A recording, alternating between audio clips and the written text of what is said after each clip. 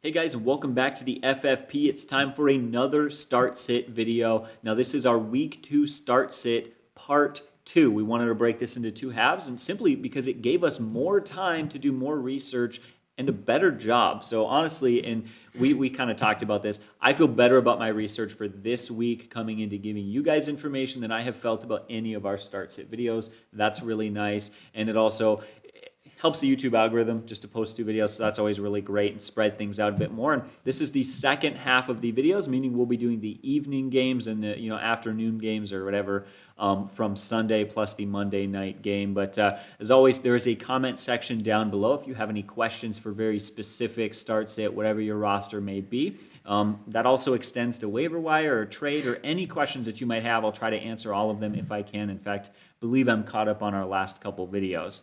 Finally, there will be timestamps in the description down below. And if you are listening to this on podcast, again, just hop over to our YouTube and check it out there, because fortunately podcast sites don't really have a comment section. But I don't really have anything else to add. Unless you do, we can get to the first game. The only thing I want to add to that is we look at start sit videos, we want to look at trends. And I think that in the NFL, one thing that's changed in the last, I don't know, maybe 10, 20 years is that it used to take teams maybe 2-3 years to really change, to rebuild. Mm-hmm. But we've seen a lot of teams that within 1 year can totally shift. I think about the Rams when the new coach took over, McVay. They were last in the NFL in points scored. The very next year ended up first in the NFL. And so things can change quickly. So yeah, we do look back at last year. But I really think right now, at the beginning of this year, it takes about 2-3 weeks to really understand trends. Don't overthink it early on. Sometimes you just got to go with the big names and roll with it, but we'll get into this video and we'll talk about that some more. Well, it's funny you should say that. I was hanging out with some people the other day, last night, and somebody said to me, "What's your opinion on this?" And you know what I said to him? I said, "I don't really know. I think we need to wait a week and see what his usage is going to be like." And he said to me, like, "Aren't you the fantasy football guy?" And I'm like, "Yeah," which is why I'm honest enough to admit I don't know. Like, some things we can't predict. Yeah, the one thing we say is you got to check your emotions at the door if you want to be good at fantasy football. And that includes not reacting. Mm-hmm. People react, overreact. Sometimes you just got to take a deep breath, relax, begin to look at things, and in a week or two, things will really start to make sense. But let's get into some actual things. I was going to say, take a deep breath and don't trade away Saquon this early. Yes. But let's get into our first game.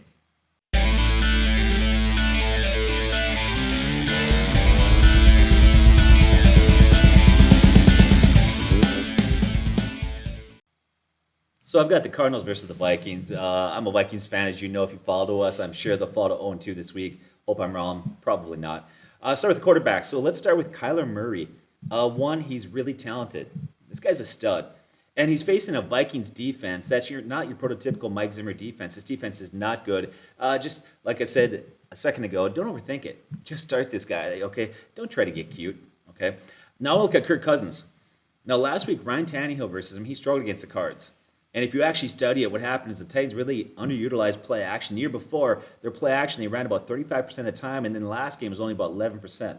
Play action protects the quarterback. If you can establish a run and play action, it'll buy you a second or two and protect that, right? Mm-hmm. The Vikings' offensive line is not great by any stretch. So they're going to need to establish Dalvin Cook. Otherwise, that pass rush is going to cause a lot of issues for Kirk Cousins. I mean, Jones had 5 sacks last week. I mean, he could repeat that if things don't drastically turn around for the Vikings if they don't establish the run there. So I'm a little worried for Kirk Cousins. I'm a little worried about that pass rush. But I will say this. Okay, they're going to be playing from behind, the Vikings most likely. Mm-hmm. And if you can handle it, if you have a strong stomach and if you're thick-skinned, if you can handle Kirk Cousins throwing picks, interceptions, often entering the halftime looking miserable, and with the majority of his stats coming late in the second half playing catch-up, then I'll tell you what, he's a guy that actually will be a good volume play this year. He really will. This is not football. We're talking fantasy football. I don't care what kind of football player you are. I just care about what stats and numbers you give me. So here's what I say about Kirk Cousins. You could start in larger leagues or 2 quarterback leagues. He has great weapons, Jefferson, Thielen, Cook. That keeps him fantasy relevant in this one.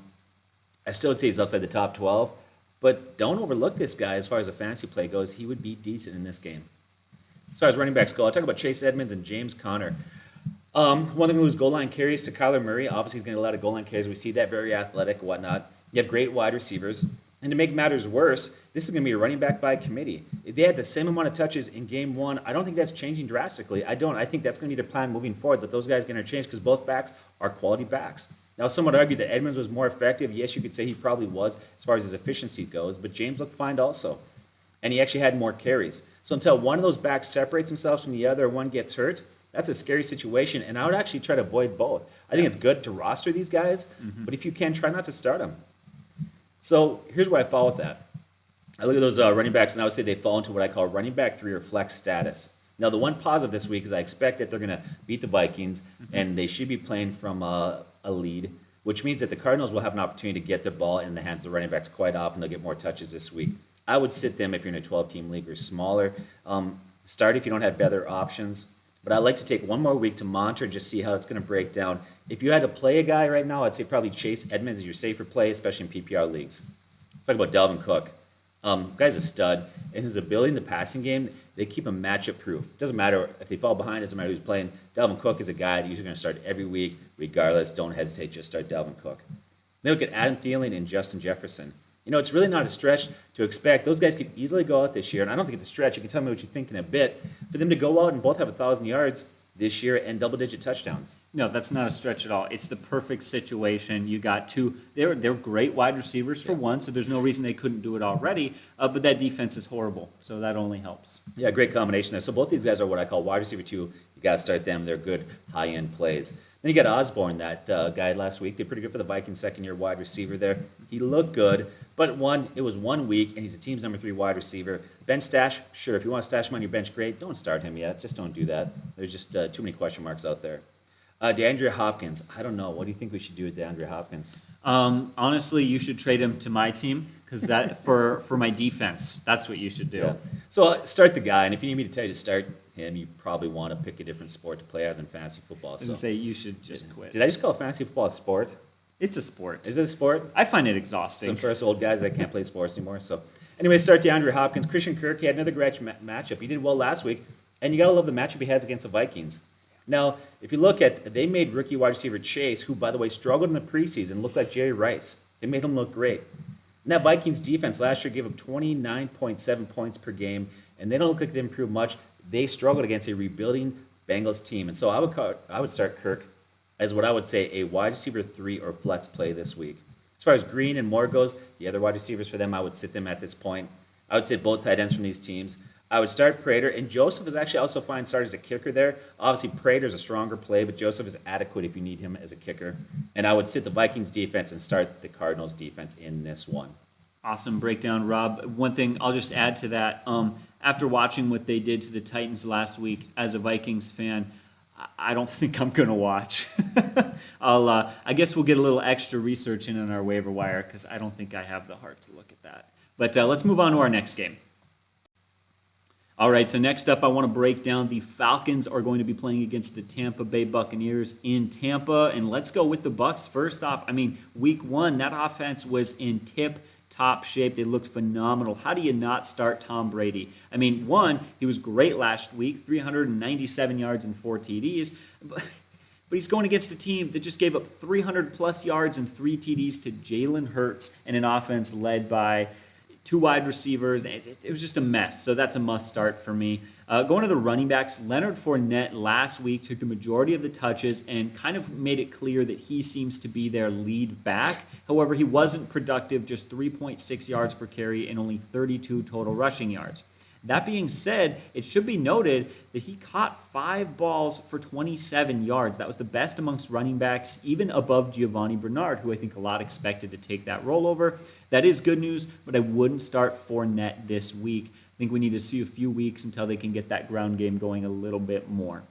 Moving on to the wide receivers, man, so much talent here. The clear number 1, though, has got to be Chris Godwin. He saw 14 targets, 9 catches, over 100 yards and a touchdown. Tom Brady continually looked his way, especially when it counted. So I would keep that in mind. If last week is any indicator, which it's 1 week, and it doesn't mean everything, he is a safe start as a wide receiver 1. Next up, I would probably say Antonio Brown seems to be the wide receiver 2 there, and I think he's a good start this week as well. He had 5 catches for over 120 yards and a TD. Not much to say there. Certainly, this week is not going to be as much of a shootout as last week was, but it's also a great matchup, so I think they're going to be fine, even if they have to settle for first half points. Mike Evans had a bit of an off week last week. What do you say about him? It's a tricky situation. He caught He had 3 catches of his 6 targets for just 24 yards. Now, I think he's going to bounce back from that. That's not going to be every week from Mike Evans, but you do have to begin to wonder, and it was just one game. Don't overreact, Start to watch the next couple of weeks. Is that going to be his role? Is he going to be relegated to the wide receiver 3? That is possible. I don't necessarily think, again, that that's going to be his every week for him. But what do you think about that, Rob? I'd love to pass it over to you if you have any opinion to add to that. I think it's going to be matchup based. I think that he's having another good year. To me, the biggest one I worry about this week, anyways, as far as the 3 wide receivers go, is a blowout. I think by second half, that might be a game where they're up by 21 and they don't need to push the ball downfield. But I do think that he's a guy that's very talented. He's phenomenal. I think it's going to be matchup based. Tom Brady is not going to force it, so he's going to take whatever the defense gives him. Yeah. And that might vary from week to week. Pick your poison if you're the defensive coordinator going against Tampa Bay. Yeah. If you're the defensive coordinator against Tampa Bay, I think you prep for the week after and you just wave the white flag. But arguably the most impressive guy is a absolute must start in Rob Gronkowski. Not only did he have 8 targets, which is a pretty good amount of targets, especially for a tight end, he caught all 8 of them for 90 yards and 2 touchdowns. He could not be stopped. Let's be honest. Last year there was a few weeks he kind of got the rust off, but think about it. He's got 4 receiving touchdowns in his last 2 games. Now, one of those games was the Super Bowl, but moving on, the kicker there, Ryan Suckup, I think he is a must start, and so is the Bucs defense going up against the Falcons. Should be a very good week for them. They'll get up early. The Falcons will get one-dimensional, probably get lots of sacks and lots of picks, so that is a great matchup for them as well. Flipping sides, though, Matt Ryan, you can't play this guy. You just can't. He had just 164 yards and 0 scores last week. In fact, he couldn't even lead the Falcons into the red zone one time. 0 red zone trips. That is horrendous. So big pass on Matt Ryan this week. Mike Davis, on the other hand, you got to play him, I think, in most leagues as a mid to low end RB2 or flex play. Sure, he wasn't great, but I would expect, they're going to at least slightly turn things around, right? They're going to make some adjustments and hopefully get slightly better. He also had 21 touches. There's just not a lot of running backs out there who are the clear RB1 and will see 20-plus touches in a game. Am I right? It's not pretty, it's not great, but the volume is there. Moving on to the wide receivers, Calvin Ridley. Tampa Bay gave the most fantasy points to opposing wide receivers last week, and Calvin Ridley had 5 catches for 51 yards. Certainly wasn't the most impressive situation, but very similar to Mike Davis. He's a volume play and a good matchup. You definitely got to put him out there. Now, the wide receiver 2 for the Falcons was supposed to be Russell Gage. He had 0 catches, both of his targets, couldn't pull him in, and he looked awful. I think he'll turn things around. I think he'll have some good weeks this year, but don't put him in your lineup. It's okay if he's on your roster. You don't necessarily need to drop him yet unless you see talent out there you love, but definitely don't start him. That was a bad week. As far as their tight end Kyle Pitts goes, yeah, you got to play Kyle Pitts. 8 targets in his NFL debut is pretty high, especially for a tight end. It's not uncommon for rookie tight ends to only see 2 or 3 or 4 targets, especially in their first season. Only took it 4 catches for 31 yards, but again, that's his first game. They really struggled, and I think they did a good job with their secondary in matching him up. Normally, tight ends are supposed to be mismatches. They seem to handle him just fine. Finally, the Bucs gave up the 11th most fantasy points to opposing tight ends, but the opposing tight ends they faced were Dalton Schultz and Blake Jarwin last week, who combined for 9 catches on 10 targets and 65 yards. They clearly are very bad against tight ends. Younghoe Koo is a fantastic kicker on a bad offense, so he kind of averages out to be just a okay start, and I would definitely sit the Falcons defense this week. Yeah, you're talking about the running back situation for the Buccaneers. The coach came out today and he did say that in spite of his play that Ronald Jones is still the starter. Okay. So what does that even mean at this point? It kind of goes back to what you said. Clearly the better guy was Fournette there, but maybe you need to be careful there. Mm-hmm. And I hate the running back by committee at this point. I never want a guy to get hurt, but that's really what you need at this point. Well, and part of the reason he probably got more time on the field and more carries, more touches total, was he was the most effective pass-catching back, and they needed it in that bit of a shootout game. So maybe this is the prove-it week where we see what happens when they're ahead. Who do they give the rock to then? But I guess we'll see. There's still a few weeks to learn and pick up some kind of lessons before we're in the heart of the season. But as always, let's continue on to our next game. So I got the Cowboys versus the Chargers there. Let's talk about Dak Prescott. Forget the Chargers defense. Are they good? Are they not good? Start Dak Prescott. I'm going to have fun watching him this year with those weapons he has. Honestly, I hope he stays healthy all year. I'm excited to see what he can do there. Let's look at Justin Herbert. Now the Cowboys defense last year was bad. And then last week they go out and Tom Brady, the ageless one, exposed them. And so I don't think that defense has gotten a lot better at this point. So and I look at Justin, he's a guy that you're going to start this week, and he lands based on your scoring system at about the quarterback 9 to 12 range. So Justin Herbert's a good play against Dallas there. I would start both quarterbacks. As far as running backs go there, I start with Ezekiel Elliott. Don't panic yet. Okay? Just don't panic yet. But yes, if you're being honest, you go back to last year and even last game, he doesn't look quite as explosive. So what you need to do is monitor that situation, but he's still the lead back there, and he's still an RB1. He's just a low-end RB1 at this point. You still have to consider him, and I would still play him. How can you sit him, and who's got a better running back to play in his place? Well, I would say, you know what? You hate to root for injuries, but if you own Zeke, pick up Tony Pollard and cross your fingers. Yeah. That's going to be my next advice. You should handcuff Tony Pollard at this point, but you can't start him. You got to sit him until his role expands more or until Elliott gets hurt, like you said. So I would sit him. Austin Eckler, a touchdown saved his week last week. Now, as long as he's healthy, he's a guy that you got to start. He's a must start. Now, you know what surprised me last week about Austin Eckler? What was that? Not one target. Wow. I mean, that's insanity because, but I think that's a good thing. How can him not getting targets a good thing? They're going to target this guy. Come on, let's be real. They're going to get him targets. He's going to get catches. So don't worry. He'll get his targets there. And that's his strength. And so for me, I look at Austin Eckler. He's a running back 2, high end in standard leagues. He's a low end running back 1 in PPR leagues. Don't worry about the targets will come, the catches will come, but go ahead and play him. And then Keenan Allen. Great matchup. Start him as a high-end wide receiver 1. In fact, he could easily lead all wide receivers in fantasy scoring this week. Watch and see. He could really have a huge week there. Now, Mike Williams. He's at a 1,000-yard season. He's at double-digit season of touchdowns, but he's never had it in the same season. This could be that one where he brings it all together. I think he's got a lot of things working for him. He's still fairly young. He's got upside, a young quarterback that's getting better. And then he's got Keenan Allen that gets a lot of attention.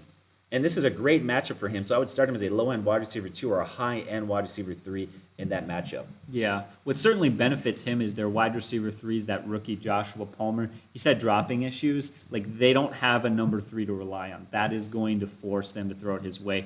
In years past, they've had, like, Dontrell Inman and tons of other 3s or Tyrell Williams that they kind of like to give the ball to. Yeah, I see a high-scoring game here. This is a game at the end could be 31-28, something like that. So I think there's going to be a lot of points scored there. Jared Cook, tight end there for them. I would start him. I think he's a solid play, maybe not great, but definitely a safe play. Now let's look at the tight ends for the Dallas Cowboys. Many people like Jarwin.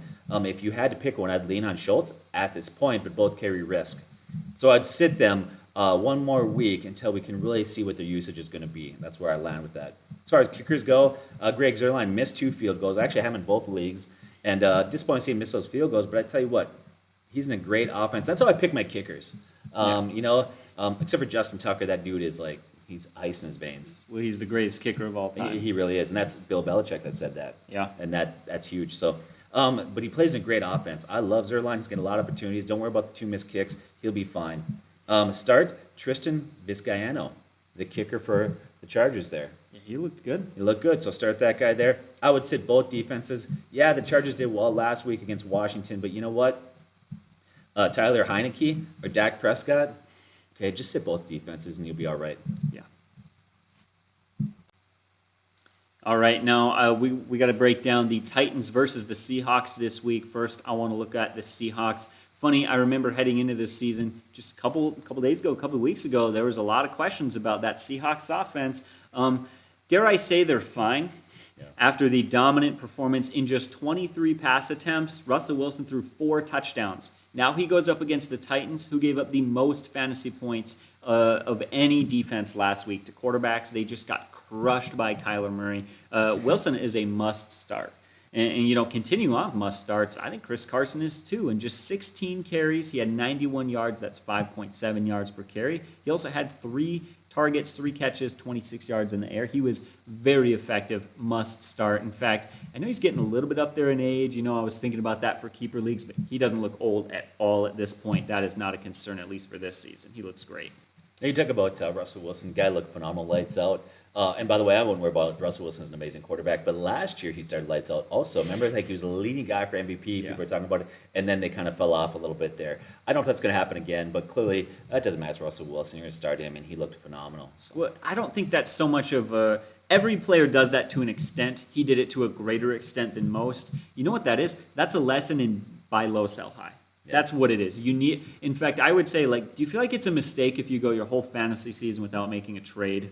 I feel like you should. Yeah. Because that's how you capitalize. But let's move on. We got to focus on this game. Both DK Metcalf and Tyler Lockett, they're just clear must starts. They were great last week. They combined for 3 touchdowns. They looked awesome. Even more than that, the Titans gave up the second most fantasy points to wide receivers. The Cardinals scored 4 touchdowns, their wideouts did, and scored 26, 24, and 10 fantasy points. It's going to be a great game for them. Going to be fun to watch if you're a Seahawks fan. Moving on to the tight ends, Gerald Everett did score a touchdown, but he did split time on the field and, I guess, targets with Will Disley. They both had 2 and 3 catches, respectively. I wouldn't be starting either of those guys unless you're in a deep league and don't have great options. If you do, though, the guy I'd probably play is Everett, but maybe that's just for upside. Who knows? Breaking it down, Jason Myers, 0 field goal attempts last week, but he made all 4 of his extra points. He's a good kicker and a good offense. I think you should start him. I would say that the 0 field goal attempts was just a fluke. I think it just happens occasionally, and you can't really predict it. It just kind of the game script, so to speak. Finally, Seahawks defense. I think it's worth a start this week. Last week, the Titans gave up 6 sacks, 3 turnovers, and only 13 points on the board. This could be a good week for them. Flipping sides there to the Titans, what do you look at here? Ryan Tannehill. You can start him, but I don't know. I tend to lean away from it. It's one of those things where I think he's going to recover. I think that offense is going to be fine. But you kind of do want to wait a week to see. That being said, he did run one in and throw one in, so he was just fine, and he's still got some good wide receivers, so he's not necessarily a super bad start. I just don't love him. As far as the running back Derrick Henry goes, he looked bad last week. He really did. He looked bad. But there's a few pieces of good news. One, he did the unthinkable and had 3 catches for 19 yards. I am shocked. It was like living in the Twilight Zone. But furthermore, he's going to bounce back. He's going to be fine. They're going to make some adjustments. And the Seahawks last week got shredded on 41 touches. They gave up 198 yards to the Colts running backs. So they were very vulnerable to running backs last week, and they probably will be this week as well. So you got to play Derrick Henry, but you probably already knew that.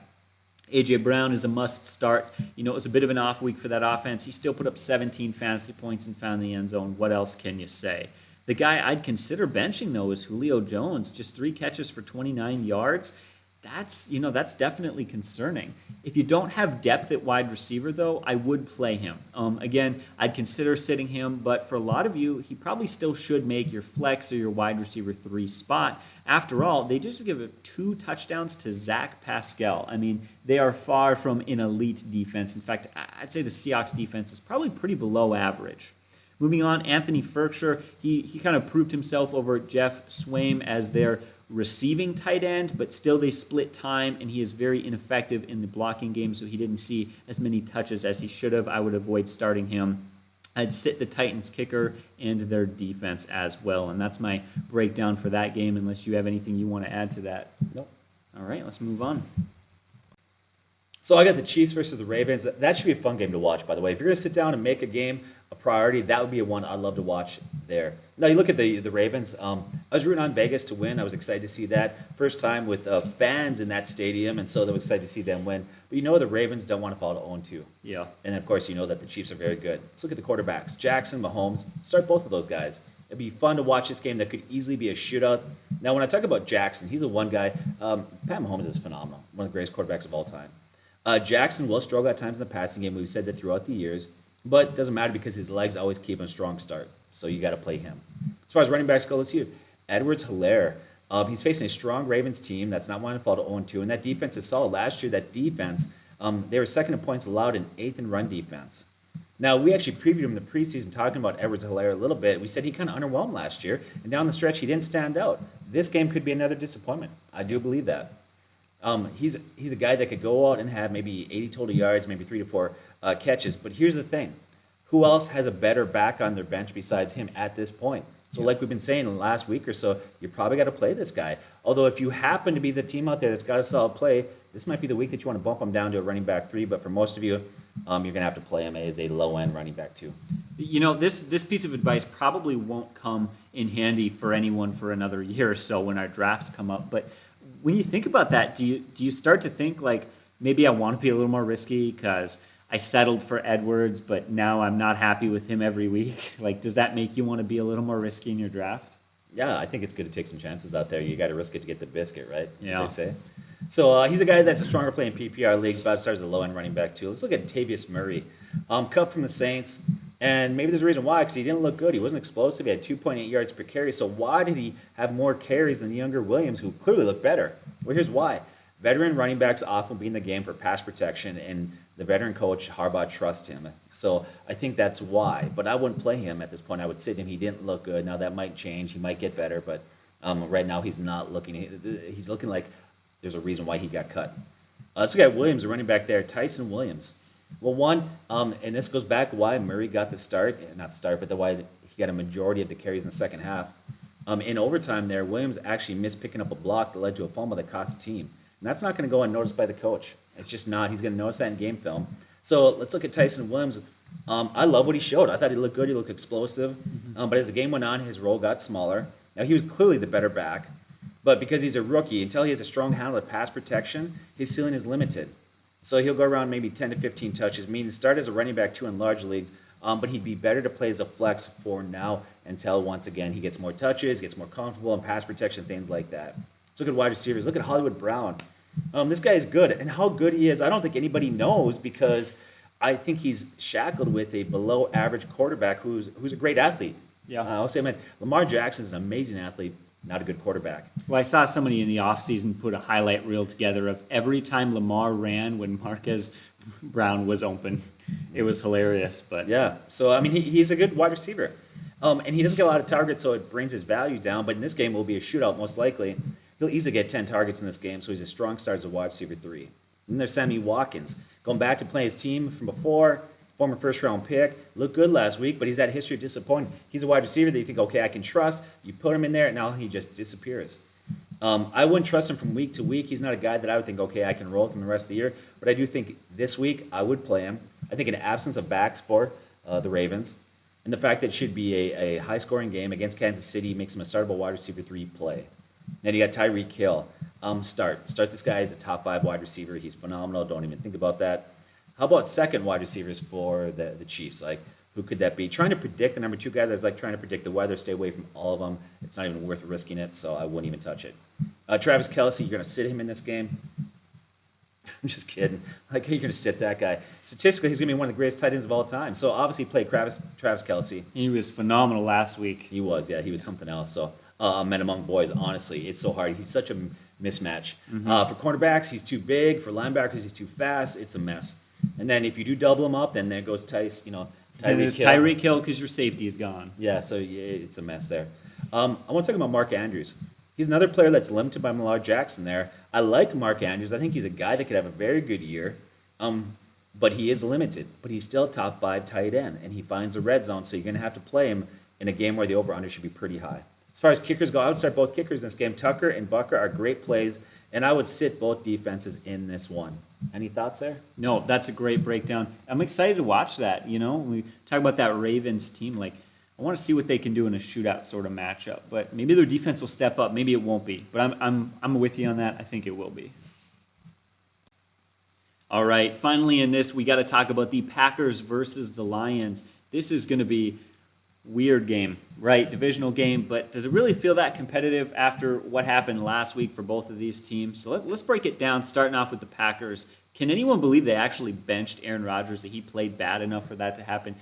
It just blows my mind, from MVP last year to just terrible in this game. In fact, I think you should sit him. Here's how bad he was statistically. He had a passer rating of 36.8 on his 28 passing attempts. If he had spiked the ball and had an incompletion 28 times for 0 yards, he would have had a passer rating of 39.6, which was actually better than he had. So, yeah, something to consider. He was pretty bad last week. Moving on to the running back, Aaron Jones, he scored just 4 fantasy points, but he got game scripted out of it. He had 4.75 yards per carry on his few touches. I think he is going to bounce back and recover in this week in a game where hopefully they figure out some of their offensive issues. That being said, am I wrong to say, Rob, would you agree with me that, like, I don't know if I would put him in my lineup. I would probably try to find another option. For for Aaron Jones. Yeah, and that's tough right now because, I mean, they were brutal last week, and even going back to Aaron Rodgers against the Lions, and the Lions' defense is not good. It is 1 week. I would roll with those guys. Yeah. But yeah, you got to be concerned. But like, it goes back to what we've been saying for these videos, which is, there's concerns there. They struggled. He struggled. What's going on? But how many teams out there at this point have a better, more reliable option? I guess that's what it comes down to. I don't know. Well, and that's maybe it. Maybe this is me. I don't know who your running backs are. My RB3 in one of my leagues is like Damian Harris, so that makes me feel like that's fair. But like, you might not have Damian Harris as your RB3, and I do wonder. I'm curious, like, what are your guys' bench running backs look like? Because I can, as we do these start sit videos, I can put my opinions out there, but I don't know what your roster looks like. I'd love to get like a roster check from all of you, so we just get a feel for like what's out there. You know what I love is going to happen. People are going to get nervous about Aaron Rodgers, and obviously he looked brutal. He did. And so people are going to be gun shy, and they'll sit him. And of course, this is the week that he'll go out and have like 400 yards and 5 touchdowns, and then somebody will lose because he was on your bench. But what do you do? Yeah. Moving on, Devontae Adams is a must start. As bad as things were, he had 5 catches for 56 yards, and certainly that's not great, but it's not horrible. Definitely have to start him, although maybe lower your expectations from what he did last year a bit. Marquez Valdez-Scantling was interesting too. He had 8 targets. He kind of, you see that volume, and he's tempting to play, but he caught just 3 of them for 17 yards. So for me, I'm going to put him on my bench. I don't think I'm putting him in my lineup this week. Yeah, the Packers have been trying so hard to get number 2 guy there, and he is not the answer. Yeah. They got that rookie that I think at some point is going to develop into that. I mean, who else is going to be? Lazard looks okay. They really need a number 2 guy there badly. It's one of the things that's actually upset Aaron Rodgers is the fact they haven't addressed that with a high draft pick. Yeah. That's a long conversation, probably a one for another day. Let's move on. Robert Tonyan, I think you need to sit him. I get the tight end position is shallow. He saw just 2 catches for 8 yards. And let's be honest, this year kind of being a disappointment in comparison to last year was something a lot of people expected. There's a reason he fell down in ADP, and he was still not being taken very high. He was touchdown dependent last year. He'll recover from that, but he'd have to go a long way for me to feel comfortable putting him in my lineup. I need 1 week with him, right? Is that fair to say? Moving on, I would sit Crosby and the Packers defense this week. Again, and that's my philosophy, maybe I'm 1 week behind. Maybe they'll bounce back, but I want 1 week. I do. Just give me 1 week, and then I can feel better about seeing what you do. Flipping it over to the other side, Jared Goff. I think you got to start Jared Goff. They got a bad defense. They're prone to garbage time stats, and they're playing the Packers, who just gave up 5 touchdowns to Jameis Winston. And Jameis scored 5 touchdowns and 20 passing attempts. What do you think Jared Goff can do? Like when last week he had 57 passing attempts. He's a volume option. You may not love him. He's not a great quarterback, not going to win you a Super Bowl, but fantasy stats look like they're there. I'd consider playing him in that 10 to 12 range this week. DeAndre Swift and Jamal Williams. Now, this is what's tricky. DeAndre Swift is a must start. 22 touches for over 100 yards and a touchdown. That is no surprise. Definitely start him. Many are going to consider starting Jamal Williams, who had 18 touches for over 100 yards and a touchdown. What do you feel about Jamal Williams there? I actually like him as a flex start. They don't have a lot of wide receivers there, and he's very talented. Beyond, it's got to be flex, and it's got to be in a PPR league. Other than that, I wouldn't bother. But in this position, it could be fruitful. Absolutely. I'm glad you said it. It needs to be PPR. You are relying on his ability in the passing game. That being said, this might be sort of like the Chubb Kareem Hunt situation this year, where they don't have a lot of weapons at the receiving, so they're just going to start using their backs however and giving them the volume. Continuing on, let's talk about the Lions wide receivers. You know who led them for targets last week? Quintez Cephas, who had 7 targets and totaled 12 yards. So I'm just going to say sit all of them, and we're going to end it there and keep that conversation short. On the other hand, TJ Hawkinson is making an argument to be up there with the likes of George Kittle and Darren Waller. He is phenomenal. 10 targets, 8 catches, 97 yards, 1 touchdown, and a 2-point conversion. He's a must start. Though I did catch something interesting, not with him, but with a stat that I saw. So I saw apparently the Packers gave up the 4th fewest fantasy points to tight ends last week, which is weird because Jawan Johnson is a half tight end, half receiver, and he had 2 touchdowns. So clearly in the stat books, they must qualify him as a wideout, even though you can play him in your tight end slot. That's not important. I just noticed that, and it was one of those things where the stats are kind of deceiving. Yeah, and the thing we have to understand about Hawkins is we're not just saying that because he had a good week and the numbers there and the volume play. He was drafted in the first round, and he came in as a highly touted guy that was known to be a difference maker. And we're seeing him come to fruition. You're right. This is not a fluke. This guy's the real deal. Yeah, and last year, he was the number 3 tight end in total yards. So, boom, there it is. That's all you need to know. Moving on from that, Austin Siebert, I would sit him, though he did have a nice 40-plus yard kick last week. Just not the offense for him to be kicking field goals. And the Lions defense, I'm going to sit them. They scored just 1 fantasy point last week. This certainly looks like a good matchup, but I'm sure they're going to turn it around. They're probably not going to be nearly as bad as they were last week this week. But that's my breakdown for our final game in this video. All right, guys, that's it. That's the end of our part 2 start sit video. If you didn't see the first one, go check that out. And hopefully in a day or two, we'll be doing our daily fantasy for this week. That's always fun for us because it's a cool reset and you can put players in your lineup that you might not have in any of your leagues. But as always, guys, leave a comment down below. I'll do my best to address it as quick and thoroughly as I can. And you know what? You guys have a great day and God bless.